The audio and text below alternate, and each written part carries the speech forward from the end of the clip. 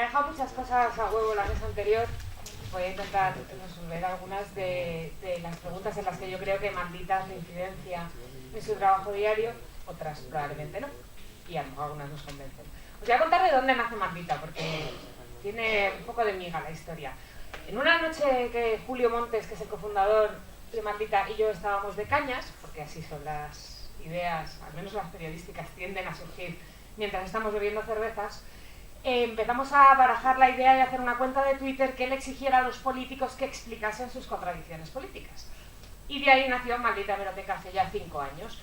Lo que empezó como una cuenta de Twitter que además era absolutamente secreta, no le contamos a nadie que la estábamos haciendo porque queríamos ver qué tipo de repercusión tenía. En un momento dado empezó a crecer, empezó a crecer, empezó a crecer. Yo ya trabajaba en El Objetivo de La Sexta y Julio trabajaba en Al Rojo Vivo. Y un día yo estaba en la redacción del Objetivo y Ana Pastor preguntó: ¿quién es la gente de Maldita Hemeroteca que les quiero traer al programa? Y yo le escribí un WhatsApp a Julio y le dije: si me pilla en esta mintiendo, la voy a liar. Así que vamos a contárselo. Le abrimos un chat de WhatsApp, se lo contamos, nos llamó un poco de todo, luego nos dijo que qué guay, y que empezáramos a hacer una sección en El Objetivo. A partir de ahí, Maldita Hemeroteca empieza a crecer, pero alrededor de esa idea empiezan a nacer otros proyectos periodísticos. Estos son algunos de ellos. Probablemente el más conocido a día de hoy es Maldito Bulo, que se dedica a desmentir y desinformación que existe en el discurso social, pero bueno, Maldito Dato y Maldita Ciencia ahora os explicaré un poco de qué van y cómo es la metodología y lo que hacemos. Esto eran cuentas de Twitter, de Facebook, eran cosas que hacíamos en redes, colaborábamos con Julia Otero en Onda Cero, colaborábamos con La Sexta y hacíamos diferentes cosas en diferentes medios, pero era una cosa como un poco difusa. Y hace exactamente un año nos pusimos a pensar que esto tenía que crecer, que necesitábamos una caja en la que lo tuviéramos todo, que necesitábamos tener una página web, que creo que es una cosa como básica cuando estás haciendo un proyecto digital. Pero claro, Julio y yo somos periodistas, no teníamos absolutamente ni idea de cómo hacer una página web. De verdad os lo digo, pero ni idea es ni idea. O sea. Y conocimos a David Fernández, que es el ingeniero de Maldita, y luego os contaré otras cosas que hace, pero le conocimos por internet, por un proyecto que él tenía en redes, y le llamamos, y él vivía en Gijón, y nos dijo: bueno, si me podéis pagar un sueldo, yo me mudo a Madrid y hacemos Maldita. Y dijimos: bueno, pues sí, te podemos pagar un sueldo de nuestro propio bolsillo y que te mudes a Madrid, y empezamos a hacer Maldita. De eso hace un año. Llegaron las elecciones catalanas y nos dimos cuenta de que Maldita necesitaba, uno, más dedicación y más tiempo porque había muchísima desinformación, y dos, poder dedicarnos más a tiempo completo a ello. Así que empezamos a soñar con que Maldita.es se convirtiese en un proyecto más allá de algo que hacíamos fuera de nuestros trabajos. Y en junio de este año, Julio y yo dejamos La Sexta y nos pusimos a montar Maldita.es. Os enseño estas fotos porque así era nuestra oficina el primer día que entramos, y así era el día que recibimos por fin el cartel en la oficina y lo pudimos pegar. Desde junio hasta ahora se ha incorporado más gente al equipo, hemos ido creciendo. Esta es la primera foto que nos hicimos cuando colgamos el cartel. Y este es el equipo a día de hoy. Julio Montes, yo, David Fernández, que es nuestro ingeniero, Rocío Pérez, que hace Maldita Ciencia, Fermín Grodira, que es becario y le ayuda en Maldita Ciencia, Nacho Calle, que hace Maldito Dato, que también trabaja en el equipo de datos de La Sexta y se vino con nosotros, Natalia Díez, es una de nuestras becarias y nos echa una mano sobre todo en la parte de bulos y desinformación, Andrés Jiménez, que también es becario. Yo soy muy de nombrar a todo el equipo porque al final yo soy la que sale en los vídeos y en la tele, y me parece que hay que valorar que detrás hay un equipazo que hace un montón de curro. Y Estefan Broso, que nos ayuda en el área de formación, y Mario Vera, que todavía trabaja en La Sexta, pero que cuando puede nos echa una mano con diferentes cosas. Somos un equipo que fluctúa un poco a veces. Bueno, a partir de ahí empezamos a desarrollar los diferentes proyectos. Tengo que deciros que Maldita Hemeroteca a día de hoy, Maldita.es a día de hoy, es una organización sin ánimo de lucro, somos una asociación y queremos convertirnos en una fundación. Dentro de un rato os voy a contar por qué esto de la fundación, pero es importante remarcar eso porque, aparte de porque es un poco el tipo de proyectos que se dedican a lo que nosotros hacemos, a ese fact-checking, a combatir la desinformación en el resto del mundo, son organizaciones non-profit. además creemos que tiene más sentido hacerlo de esa manera, porque lo que intentamos hacer es hacer cierto tipo de servicio público, desmintiendo la desinformación que existe en redes, pero también desmintiendo a nuestros políticos, y creemos que eso tiene más sentido si no lo hacemos para ganar dinero, sino para poder pagar una serie de sueldos y luego dedicar todo lo demás a hacer el proyecto. Maldita Ciencia nació en mayo de este año. Contratamos a Rocío Pérez, que es una periodista científica que lleva muchos años dedicándose a esto, y nace porque cuando hacíamos Maldito Bulo, que os hablaré un poco más de ello más adelante, nos dimos cuenta de que había un tipo de desinformación que era especialmente peligrosa para los ciudadanos, que era la que tenía que ver con salud, con bulos científicos, con el movimiento antivacunas, con Iker Casillas diciendo que no hemos llegado a la luna, con Sellers bebiendo leche cruda, bueno, ese tipo de cosas. Nos tenían un poco preocupados. Y nos dimos cuenta de que necesitábamos a alguien que se pudiera dedicar a esto a tiempo completo y que tuviese herramientas para poder hacerlo.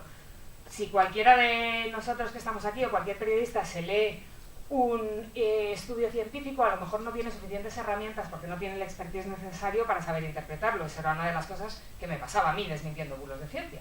Por eso decidimos que Maldita Ciencia y todo lo que tenía que ver con salud, con alimentación, etcétera, había que sacarlo de Maldito Bulo. Al principio, Maldita Ciencia, en realidad queríamos hablar de un montón más de cosas, pero la realidad es que la gente nos pregunta tantas dudas que tienen que ver con salud y con alimentación que, por ahora, tenemos capacidad para limitarnos a contestar a todas esas preguntas. Es verdad que una de las características que tiene Maldita y que tenía que tener Maldita Ciencia es que queremos dirigirnos a la gente como habla la gente. No queríamos hacer artículos sesudos que costase mucho interpretar, queríamos aterrizar la ciencia para que cualquiera pudiera resolver sus dudas. Y por eso hacemos vídeos con emoticonos y utilizamos un lenguaje bastante llano para hacerlo fácil, útil y viral. Porque en un mundo en el que, os decían antes, hay tantos medios de comunicación, hay tantas plataformas y hay tanta sobreinformación a la que estamos expuestos todos los días, cosas tan pequeñas como Maldita, si no consiguen viralizar su mensaje, en realidad se quedan en nada.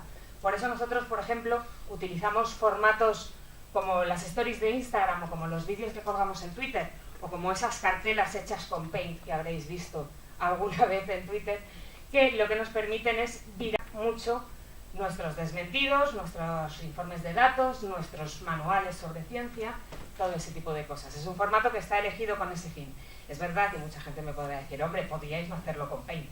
Bueno, podríamos no hacerlo con Paint, pero como os decía antes, nosotros somos periodistas, sabemos de diseño lo justo, y es verdad que hemos creado una imagen en torno a esas cartelas hechas con Paint en blanco y rojo, que ya sé que no son los colores que mejor se ven juntos, pero funciona, o en blanco y negro para Maldita Hemeroteca, o en blanco y azul para Maldito Dato, que la gente identifica, que además se han convertido en una marca nuestra de la casa y que han generado un aura de credibilidad en cierta manera para que la gente que nos sigue cuando ve eso ya sabe que es nuestro y que el desmentido está bien hecho.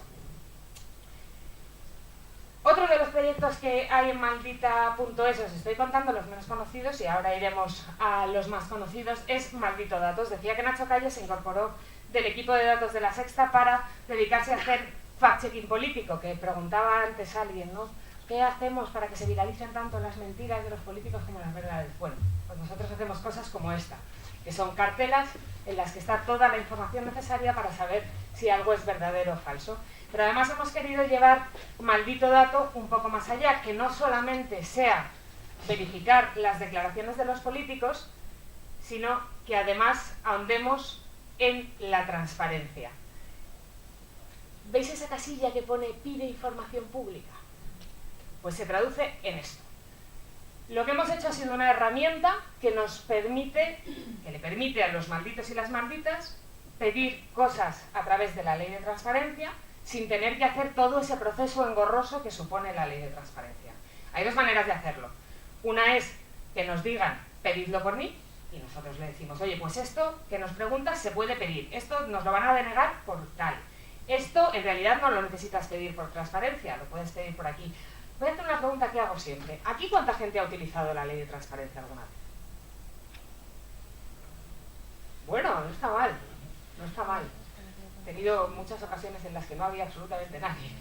Pero aún así somos muy pocos. Y creemos que la ley de transparencia es una herramienta fenomenal que tenemos para conocer información de la administración pública y queremos darla a conocer y queremos ponerla al servicio de los ciudadanos. Para eso hemos hecho esta plataforma. O le enseñamos a la gente a hacer las preguntas o las hacemos por ellos. Y luego publicamos los resultados o no, dependiendo de si creemos que son hechos noticiables y si no, simplemente se las mandamos a ellos. Y veo maldito bulo. No os voy a contar maldita hemeroteca porque me parece que es una cosa que ya probablemente conocéis porque tiene más años, porque ha tenido más trayectoria pública, etc.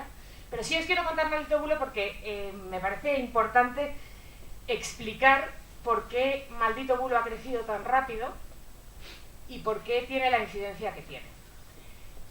Nosotros lo que hacemos es este proceso, detectar, desmentir y difundir. Y además en este proceso intentamos involucrar a nuestra audiencia en la detección y en la difusión por ahora. Y luego os contaré cómo queremos involucrarla en los desmentidos. Pero principalmente en la detección, porque son los usuarios los que nos mandan todo el rato la desinformación, o aquello que creen que puede ser desinformación que circula en sus redes, y además son ultra necesarios para nosotros. Si los ciudadanos no nos estuvieran mandando esa desinformación, probablemente no tendríamos la imagen completa de lo que se está moviendo en las redes. Antes alguien preguntaba que qué hacemos ahora que se empieza a consumir de tú a tú en círculos cerrados. Que para mí se traduce, creo que ha sido todo preguntado, para mí eso se traduce en WhatsApp, ¿vale? Nosotros teníamos ese problema cuando empezamos a hacer maldito bulo. Empezamos pidiéndole a la gente que nos mandase cosas por Facebook y por Twitter, pero es verdad que en Twitter estamos 4 y la mitad estamos en esta sala, y en Facebook estamos unos cuantos más, pero tampoco es todo el mundo. Y además les requería un esfuerzo a los usuarios que era que tenían que irse a Facebook con algo que les había llegado por WhatsApp, enviárnoslos, etc. Nosotros estábamos realmente preocupados por lo que estaba pasando en WhatsApp porque ahí no vemos qué es lo que se está viralizando. Y necesitábamos que fuese la gente la que nos lo enviase. ¿Qué hicimos? Bueno, pues crear un servicio de WhatsApp, que es el horror para nosotros, tengo que decirlo, pero que es verdad que nos da muy bien la medida de qué es lo que se está volviendo viral en los chats internos de la gente. Recibimos más de 250 mensajes de WhatsApp al día. Por eso os digo que es un infierno. Porque además WhatsApp todavía no ha abierto su aplicación para gestionar ese tipo de mensajería en España, y eso significa que para contestar a esos 250 mensajes de los malditos y las malditas, nosotros lo que tenemos es el mismo chat de WhatsApp que tenéis vosotros. En un móvil, que abrimos en un ordenador, pero que tenemos que contestar uno a uno con una persona. Si tardamos alguna vez en contestaros, entended que es por eso. Y os pedimos paciencia. Bueno, en el proceso de detección es muy importante que nos ayudéis, pero en el proceso de difusión también, porque volvemos a lo mismo. Yo puedo colgar algo en Twitter y que los 4 que están en Twitter lo lean, lo puedo colgar en Facebook y que con un poco de suerte el algoritmo le dé ahí bien y me lo posicione y entonces la gente interaccione con ello, o esperar que haya gente que entre en la web a verlo, pero donde necesito llegar, de nuevo, es a los grupos de WhatsApp. Por eso nuestros formatos, que básicamente tienen la misma estructura que la pantalla de un móvil, lo que hacemos es que se los damos a los usuarios que nos preguntan y les pedimos insistentemente, que seáis vosotros los que volváis a esos grupos de WhatsApp donde os han compartido la desinformación y alertéis de ello. Este es nuestro chat de WhatsApp. Y eso pasa. Es muy guay porque pasa. Y nos lo mandáis. Hay un montón de gente que nos manda capturas de me acaba de mandar mi tía esto y mira lo que he hecho. Le he mandado vuestro desmentido, le he mandado vuestro número de WhatsApp y le he dicho que la próxima vez, antes de mandármelo a mí, os lo mandé a vosotros. Así es como nosotros intentamos combatir esa batalla contra la desinformación dentro de las redes personales. Y yo creo que está funcionando, por ahora. Es verdad que nos queda mucho camino, ¿eh? Y entonces me diréis, siempre llegamos a la misma pregunta, que es ya, pero ¿por qué vosotros tenéis razón? ¿Por qué sabéis que las cosas son mentiras? Bueno, porque hacemos nuestro trabajo.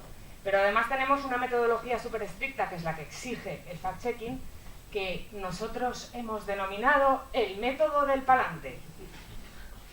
Cada uno le pone su nombre, este es el nuestro. Os voy a explicar por qué. Nosotros trabajamos en un chat de Telegram, ¿vale? Porque cuando empezó Maldito Bulo, cada uno estaba en su trabajo y en su oficina y teníamos que interaccionar a través de ese chat de Telegram. Y lo seguimos manteniendo porque en ese chat de Telegram A día de hoy debe haber como 14 personas, pero con derecho a voto solamente hay 8. ¿Vale? De esas 8 personas, algunas trabajan en el equipo de Maldita.es y otras no. Son, llamémoslos, asesores externos, gente que nos da una visión diferente de lo que nosotros ya hemos discutido en la redacción, ya hemos visto y ya sabemos. Básicamente empezamos a ver qué es lo que más se está viralizando a través de todos esos canales de entradas que tenemos en Maldito Bulo. Cuando vemos qué es lo que más se está moviendo, se le asigna a un periodista para que intente desmentirlo. El periodista hace su trabajo, dependiendo de qué sea lo que va a desmentir, es muy diferente. Si es una imagen, hará una búsqueda inversa en Google, mirar las noticias, si hay que llamar a alguien, lo que sea. Depende mucho del bulo que queramos desmentir. Una vez hecho su trabajo y ha montado esa cartela, lo lanza al chat. Y todos los periodistas que están en ese grupo le hacen preguntas. Oye, has llamado a tal, has mirado que la ley no diga esto, ¿estás seguro que esto no puede ser por esto y por esto? A mí me suena que esto es de no sé cuándo, ¿lo has comprobado? Auditamos al verificador. Y cuando ya hemos hecho esa auditoría y estamos satisfechos con las respuestas, votamos. Y tiene que haber una mayoría simple, es decir, 4 votos a favor y ninguno en contra, para que podamos salir con esto. ¿Por qué os cuento que hacemos este proceso? Cuando eso es así, el voto a favor es pa'lante. Por eso se llama el método del pa'lante. ¿Por qué hacemos todo este proceso? Bueno, pues porque creemos que para poder decirle a la gente que algo es verdad o que algo es mentira tan tajantemente, tenemos que estar muy seguros. Y tener 16 ojos viendo un desmentido y viendo si se ha hecho el proceso de verificación que debería de hacerse, nos protege mucho. ¿Nos podemos equivocar? Por supuesto, como todo el mundo. De hecho, alguna vez nos ha pasado y lo que hacemos automáticamente es borrar la desinformación, importante, borrar el desmentido para que no se siga viralizando algo que es falso y rectificar y decir, oye, hemos sacado esto, estaba mal, rectificamos, porque eso también protege mucho nuestra credibilidad y protegería mucho la de otros medios de comunicación si se dignasen hacerlo cuando la cagan. Voy a dejarlo ahí. Bueno, aparte de toda esa faceta periodística que tiene Maldita.es, además estamos muy obsesionados con las herramientas tecnológicas. Yo soy de la opinión de que en las redacciones en las que a día de hoy no hay ingenieros, los habrá dentro de muy poco.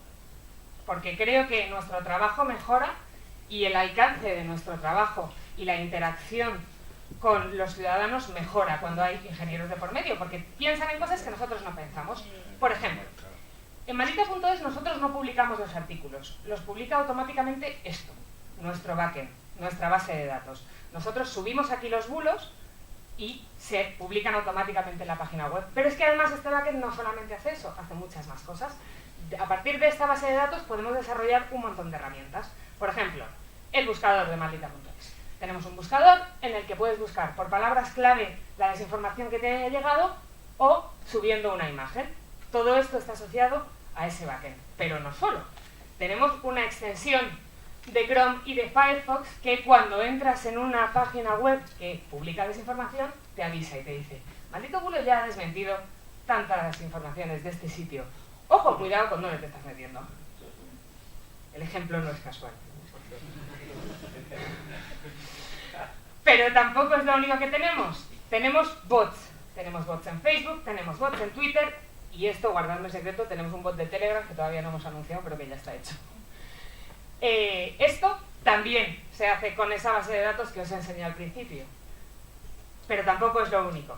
Esto que todavía no está estrenado, que estamos todavía construyéndolo, pero que es el futuro, la futura herramienta en la que estamos trabajando, que es como nuestra extensión de Firefox, pero para móvil, que es una cosa que además nos ha pedido un montón de gente, porque cuando tú navegas en móvil, muchas veces no sabes a qué página web estás accediendo, y si tienes una alerta que te salta y te dice, ten cuidado con este sitio, protegeremos más a los ciudadanos de la desinformación. Pues eso, todo esto es tener un ingeniero en el equipo. No lo hubiéramos podido hacer nunca sin él, y con él no paramos de crear nuevas herramientas para nuestros usuarios, pero también para la interna del equipo, que ahora os contaré alguna. En esta lucha contra la desinformación, estoy intentando ir un poco más rápido porque me parece que es interesante que podáis preguntar sobre todo. En esta lucha contra la desinformación, nosotros estamos obsesionados con una cosa. Solamente hay una solución, la educación. Os decía antes, Conrad, que yo pertenezco al grupo de expertos de la Comisión Europea sobre fake news. No me gusta llamarlo fake news, pero lo haré, porque es como se llama. Somos el único medio español que está allí y una de las conclusiones de ese grupo de expertos con las que nosotros no podemos estar más de acuerdo es que no estamos preparados para legislar contra esto. Esa es la idea que se transmite desde muchos gobiernos.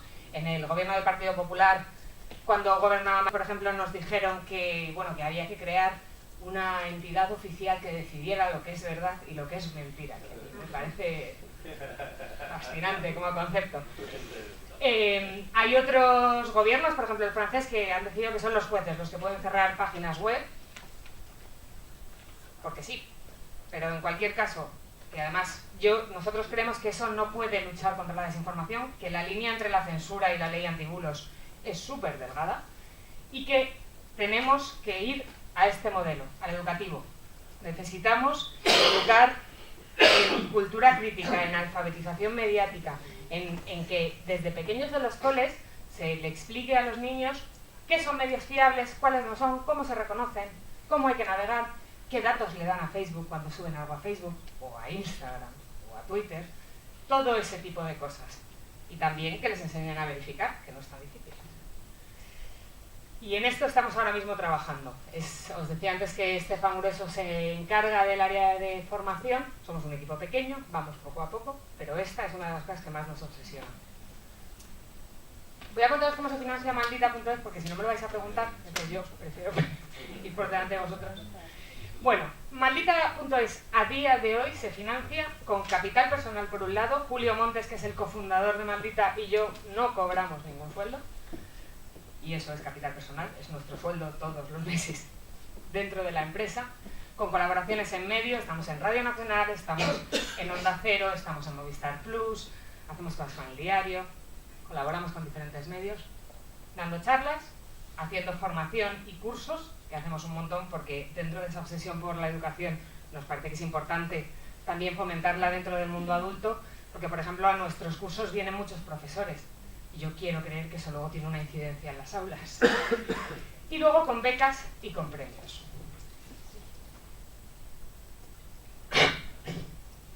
Y esta es un poco nuestra obsesión ahora mismo. Os lo contaba al principio, somos una asociación, pero nos queremos convertir en una fundación. Porque estamos convencidos de que Maldita no debe ser propiedad de nadie, tampoco de un grupo de asociados. Debe ser de la sociedad civil. Y para eso queremos convertirnos en una fundación. Porque además eso involucra más a la comunidad que se siente parte del proyecto, porque los beneficios se reinvierten en el proyecto sí o sí, y porque nos exige tener una absoluta transparencia que creemos que es necesario para que la gente siga creyendo en nosotros. En el momento en el que Maldita empezase a hacer cosas raras por detrás, si fuese una empresa o si fuese una entidad menos transparente, como puede ser una asociación, probablemente la gente dejaría de creer en nosotros. Y no os voy a engañar, lo que tiene Maldita.es a día de hoy, aparte de un equipaje, que eso lo tengo que decir siempre, es una marca y sobre todo credibilidad. En el momento en el que perdamos nuestra credibilidad estamos muertos. Y estamos yendo hacia un modelo de membership, de socios, lo decía antes Pablo, que es probablemente una parte del futuro de los medios. Yo no creo que vayan a desaparecer los medios de comunicación generalistas que se financian con publicidad, pero creo que veremos muchos más medios más pequeños, con proyectos nichos como Maldita, que se dirijan a comunidades. Esas comunidades serán más grandes o más pequeñas dependiendo del éxito que puedan tener haciendo sus proyectos. A día de hoy la comunidad nos ayuda reportando desinformación y viralizando los desmentidos, lo que os he contado antes, pero queremos que colaboren de otra manera, porque además algunos ya lo hacen a día de hoy y porque nos parece que es una manera de involucrar más a la gente en el proyecto, que es con superpoderes. Nosotros, si os habéis dado cuenta, siempre hablamos todo un poco así. Hacemos un hola malditas y malditos en todos los vídeos y los usuarios tienen superpoderes, porque es una realidad, porque a lo mejor mi superpoder es ser periodista, pero no tengo ni idea de la mitad de los temas sobre los que muchas veces tengo que desmentir bulos. Y el superpoder de algunas personas es, por ejemplo, ser guardia de seguridad y conocer cuáles son las máquinas en las que se opera en un control de seguridad y cómo funcionan, que es una cosa de la que yo no tengo ni idea, y necesito que alguien que sepa me lo explique, y el de otros es ser médico o dibujar muy bien o poner puertas. No tenemos puerta en la oficina. Si alguien sabe poner puertas, que me avise. Esto ya está pasando, lo de que los superpoderes nos ayuden. No sé si conocéis a los chicos de Yo Doctor, son Juan y Guido. Juan y Guido hacen cómics, son médicos. Vaya eso por delante, pero es que además dibujan muy bien. Juan y Guido tienen un proyecto que se llama Yo Doctor, en el que hacen dibujos sobre medicina, pero muchas veces lo que les pasa es que no saben muy bien qué es lo que necesita saber la gente, y eso es algo que nosotros sí sabemos, porque nos lo preguntan todo el rato, las dudas que tienen. ¿Qué hemos hecho? Pues unirnos, porque juntos es más difícil que nos la cuelen. Así que Juan y Guido, con la desinformación que nos llega maldita y con las claves que nosotros les damos, nos hacen esos cómics. Ese es su superpoder. No son los únicos.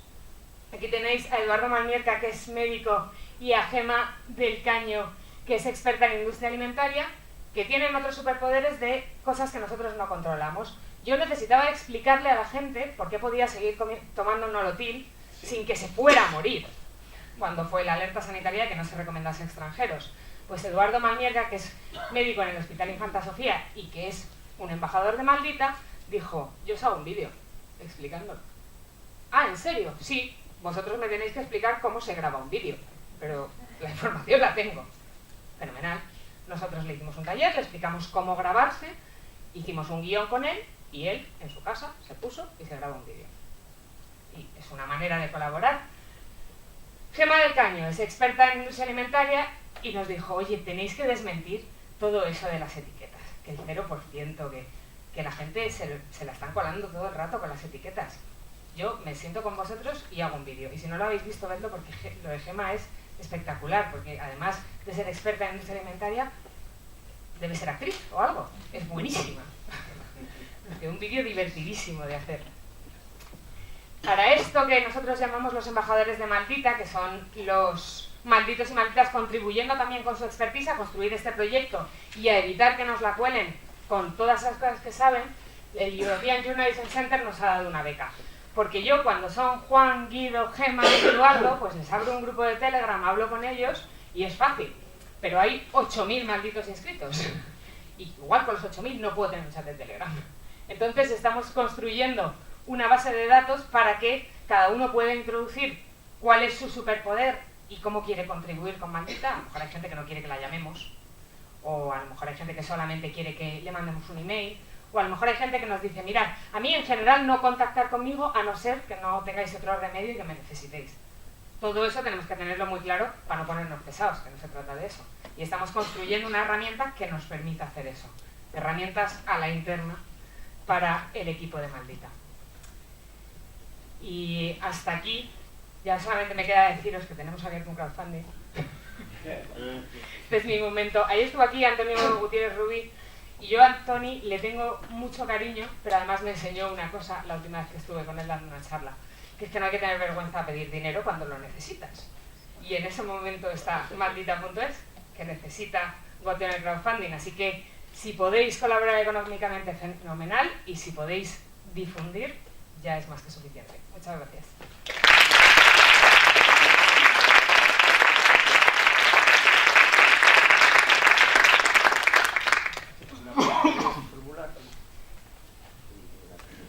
Oye, haced preguntas, que me han dicho que estáis un poco tímidos.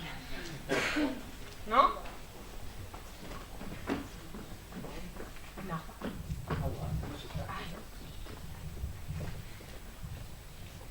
Hola, buenos días. Y gracias por tu ya. intervención. Sí, nos vimos en Chicas Poderosas. A ver, a mí me preocupa porque cuando se habla de bulos y demás, se suele pensar que hay un malo que nos la quiere colar, simplificando mucho, se desmiente y se sienta a cátedra, entre comillas, y ya está. Yo veo que muchas veces pasan cosas, como antes una compañera hablaba del tema de las denuncias falsas, no sé si sigue aquí, bueno, creo que ¿viste tú? Creo que se refiere, ¿no?, a que Santiago Abascal sí ha sacado como tema. Creo que esta semana Juan Soto Ibars publicó una columna que hablaba, bueno, pues que ese es un dato sesgado, porque realmente Yo no lo llamaría dato sesgado, pero creo que tiene parte de razón Sotoibarse. Bueno, se cuestiona el dato sí. metiéndose en un tema peliagudo, entonces, claro, toda la ley contra la violencia de género es una mierda porque el hombre está desprotegido, y otros que, bueno, hay que tener valor para meterse en esos charcos. Pero bueno, es que también para mucha gente queda, no, es que el dato es que las denuncias falsas son el 0,000 tal, cuando también tiene un matiz. Las denuncias falsas condenadas son el 0,0. Tiene un matiz. Y a mí me desasosiega siempre que cuando nunca llegas como la verdad absoluta, ¿no? Y antes Nadia en la anterior ponencia también hablaba del tema de Pedro Sánchez y el avión del FIT, que, bueno, pues Neutral, la productora, no sé cómo llamarla, de Ana Pastor, publicó un fact-checking en directo de, no, es que Pedro Sánchez fue porque tenía unas reuniones previas con quien fuera, en Castellón, y bueno, a mí me pareció factible, aunque también me da por pensar, bueno, que esas reuniones se pusieron un poco así de tal, pero bueno, ahora Nadia ha aportado otro contexto, y el tema es que no es tan fácil, o sea, no es siempre un bulo malo, sino... No todo, o sea, yo creo que hay que tener en cuenta que no todo es verificable, ¿vale? No a todo se le puede hacer un fact-check. Y luego hay cosas que lo que necesitan son contexto. Nosotros, aparte de los bulos, hacemos una cosa que se llama, hacemos otros dos tipos de cosas. Una que son los que sabemos, que son contextos rápidos en determinadas ocasiones, y otra que es maldita te explica, que es cuando creemos que nadie está entendiendo de qué se está hablando, vamos a por lo menos poner ciertas bases para que la gente pueda seguir la conversación. Vale, a partir de ahí, yo creo que no todo es verificable. Tengo dudas de cuán verificable es lo del Falcon, porque me parece que es comprar el argumento del gobierno, por ejemplo. Tengo pocas dudas sobre lo de las denuncias falsas, pero sí que creo que se puede traer contexto a ese debate. ¿Vale? Te pongo un ejemplo de una cosa que nos pasó ayer. Nosotros ayer sacamos un artículo en el que le hacíamos un fact a una campaña de Ciudadanos en el Ayuntamiento de Madrid. Ciudadanos ha sacado una campaña que se llama Carmena te sube el IBI. Bueno, es mentira. O sea, Carmena no te sube el IBI. Carmena no ha subido el IBI. De hecho, en todo caso, lo ha bajado. Si la campaña se hubiera llamado Carmena no ha colaborado para que no te suba el IBI, pues a lo mejor yo lo que hubiera hecho en ese caso hubiera sido decir, creo que esto no es verificable, porque creo que tiene una parte de argumento político y una parte de hecho. Pero Carmena te sube el IBI es una cosa totalmente falsa. Hay que tener mucho cuidado con los matices en eso, y estoy totalmente de acuerdo en que hay cosas que no tienen verdades absolutas. Nosotros, de hecho, de todos los bulos que publicamos a lo largo de una semana, hay entre un 30% que no se publican directamente, que en ese chat de los parantes hay un momento dado en el que alguien saca una duda que nos hace pensar que algo no tiene una verdad absoluta que se puede comprobar con datos y hechos, y entonces decimos, bueno, pues si no la tiene, no entramos, y si creemos que hace falta darle contexto, entramos haciendo un que sabemos. No sé si... Sí, no, y sobre todo un llamamiento en general con el tema de la educación y demás, o sea, un poco también a tranquilizarnos todos, y aunque haya un dato que apoye tal, que nada es un mantra. Y que los datos aislados, o sea, uno de los problemas que tiene el periodismo de datos, o una de sus virtudes si se hace bien, es que los datos aislados, la foto fija, muchas veces no te está dando la suficiente información como para poder interpretarlo. Hay, por ejemplo, pensándolo, creo que después de que entrase Pedro Sánchez en el gobierno, disminuyó el dato de turistas en España. Y entonces Pablo Casado salió a decir, es que está haciendo bajar el turismo, Pedro. A ver, venía del dato histórico más alto nunca en la historia de España de turismo. Ha bajado 2 décimas.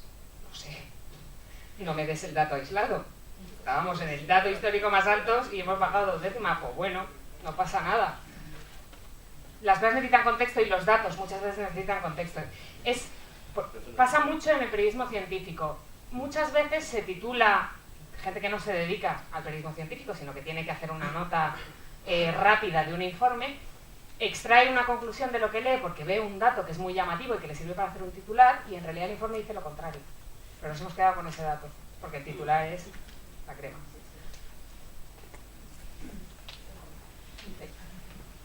Hola, bueno, pues gracias por estar aquí. Y bueno, a mí me gustaría, con lo que has dicho de que la educación es la única manera de presentar la batalla de toda la desinformación y las fake news, si realmente hay que hacer algo más urgente, porque a mí sí que me agobia, me preocupa como periodista y como persona el que los bulos está ya muy demostrado que no surgen al azar de una persona que no tiene nada que hacer y pierde su tarde. Bueno, ¿vale? Entonces, si la Unión Europea todavía no está muy... nos ha puesto las pilas como se tiene que poner, cuando ya desde 2011 creo que se ha empezado ya a verificar la existencia de bulos con una clara intencionalidad política, si lo estamos viendo todos los días, las consecuencias del Brexit. Ya, ahí lo tenemos, o sea, la gente fue a votar porque muchos creyeron que la propia reina Isabel II había dicho que sigue al Brexit. Entonces, no solamente la educación, que a largo plazo, por supuesto, es lo que hay que hacer, pero también de forma inmediata, no sé si el Consejo Español de Ciberseguridad, que está ya en marcha, no sé si habría que poner en los medios de comunicación una ventanita, un capítulo, así como sociedad, política, nacional, economía, se lo ha hecho sucesos. Facebook ya, Ya, bien, pero bueno, el Facebook ya, ¿quién se fía del Facebook? O sea, no sé, o sea, quiero decir, si es un tema, tendría que estar en las agendas de todo el mundo y ser mucho más inmediato, porque para mí, desde luego, es un tema de prioridad absoluta. Estamos de acuerdo en eso. Vamos por partes. A ver, la Unión Europea o Europa, así como ente en general, no se ha puesto las pilas. Yo creo que sí. Lo que pasa es que la Comisión Europea, que es la que se está llevando la voz cantante en esto, no es partidaria de legislar por ahora. Yo creo que nos va a caer una ley antibulos, veremos si es para plataformas o es para la prensa, veremos. Después de las elecciones europeas, que yo creo que van a ser un poco desastrosas. Eso por un lado. Por otro lado, los medios se tienen que poner las pilas, sí, pero con otro tipo de cosas también.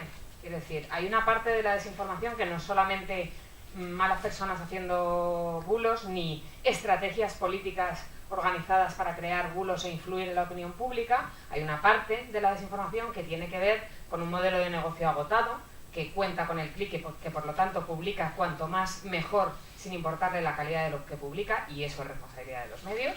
O sea, instalaros la extensión y veréis que casi todos los medios de este país tienen bulos desmentidos por nosotros. Y algunos son errores periodísticos, que los podemos tener todos, pero otros son, ¡ay, este titular, qué bueno, esto va a traer muchos clics! Yo creo que ahí los medios de comunicación efectivamente se tienen que poner las pilas. La tercera es si los medios tienen que bajar a verificar o a compartir desmentidos. Yo creo que ya lo hacen cuando ven que algo es verdaderamente viral. ¿Que lo deberían de hacer más? Pues a lo mejor. Creo que no haría daño. Tengo un poco la sensación, y he tenido esta discusión con muchos periodistas, de que muchas veces cuando nos miran a nosotros decís, bueno, es que eso lo podéis hacer vosotros que os dedicáis a esto, pero un medio convencional no se puede poner a publicar desmentidos de bulos que corren por redes. Y es como, pues a ver, si el 34% de tu población se está informando en WhatsApp, no sé, igual sí. Llámame loca.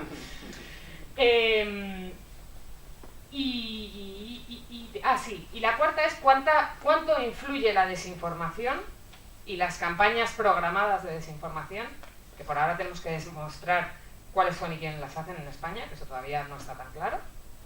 Yo creo que hay desinformación en casi todos los bandos que nos podamos imaginar. Hemos hablado mucho de Vox, y se está hablando mucho de Vox y de sus campañas de desinformación en WhatsApp, pero hace 2 semanas el Independiente publicó una noticia que hablaba de un chat de coordinadores de Ciudadanos diciendo que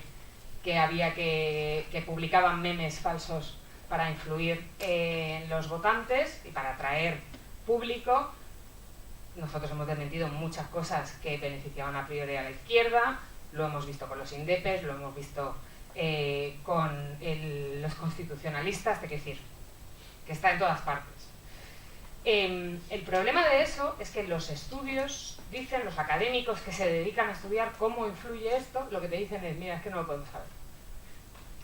No podemos demostrar empíricamente si influye o no que se vote de una determinada manera. Sabemos que está ahí, sabemos que fluctúa, sabemos que existe. Es verdad que es muy fácil hacer la asociación, pero demostrarlo no lo es.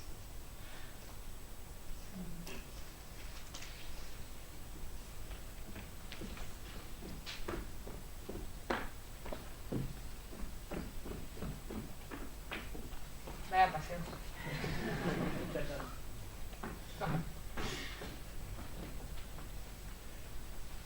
Hola, buenas.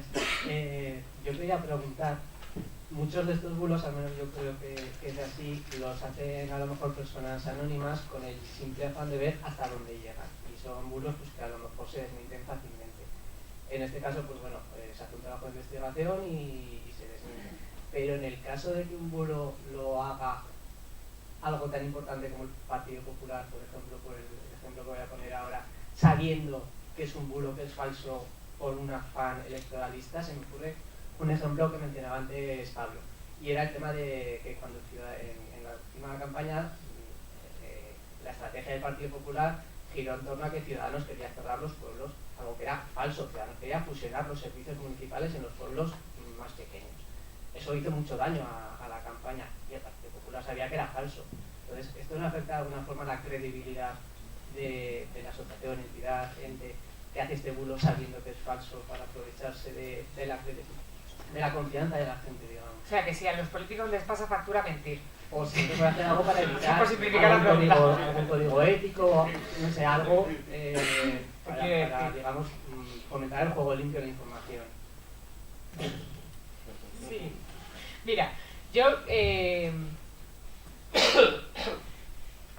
creo que antes a los políticos no les pasaba ninguna factura mentir. Entre otras cosas, porque tampoco había nadie diciendo que mentía.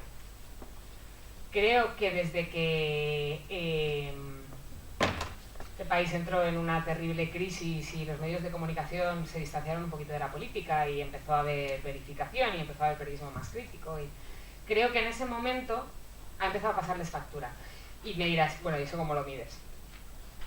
Por la irrupción de los dos partidos que han entrado y del tercero que está entrando, creo que eso es un barismo para medir. Pero sobre todo lo mido porque ahora, cuando dices que un político miente y que un partido miente, a los 10 minutos te está llamando un diputado. Y en el siguiente meeting que hace, no repite la mentira. Y creo que eso significa que ellos ya están empezando a sentir que ese tipo de cosas les pasan factura.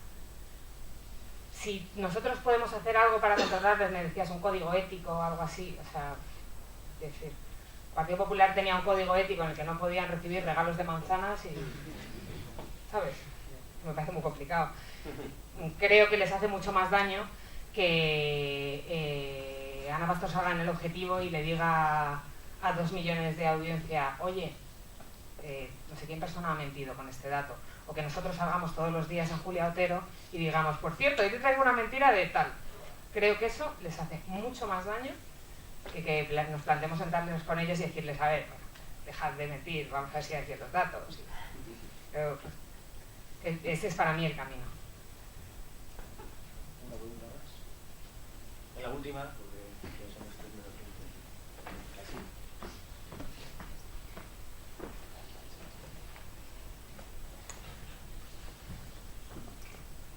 Hola. Hola. En primer lugar, gracias por la ponencia, me ha encantado, me ha parecido muy interesante y muy necesario.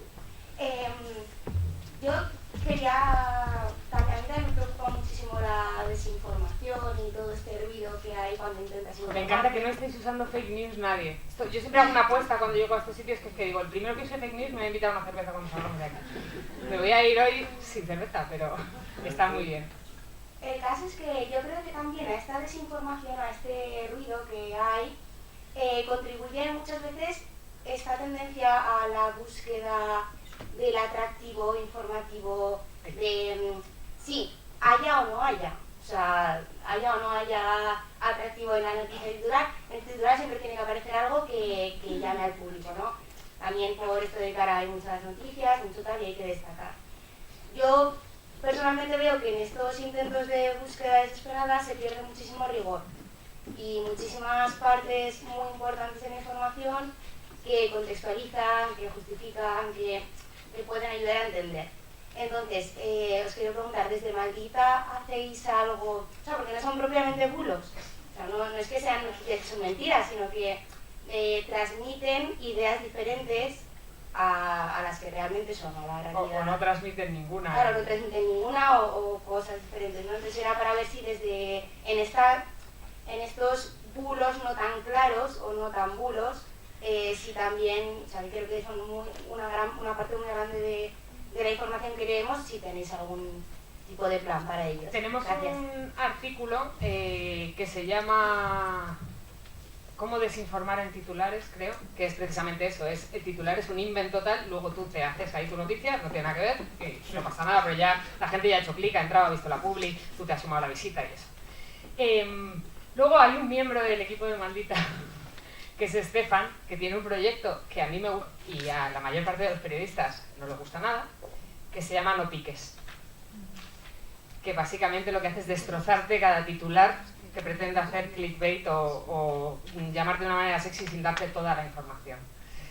Nosotros estamos empezamos ya hace unos meses a pensar, pero tenemos que terminar de definirlo, cómo entrar a determinadas historias que es que a mí me parece que desinforman en los titulares, no ya porque no tengan nada que ver con lo que dice la noticia, sino cosas del tipo Carrefour tiene que retirar una información sexista de sus tiendas. Ya, Carrefour Argentina, macho. Que hay que decirlo todo, tienes la mitad de las redes incendiadas por la publicidad sexista en Argentina. Que está muy bien que nos indignemos, pero coño que tengamos todos los datos. O, este me encanta, periódico ABC. Mueren 7 personas por intoxicación en un McDonald's. Ya. En Tailandia. Joder. que no es lo mismo. Bueno, y ya está, que si no voy a seguir diciendo tacos y me va a llamar la atención con razón.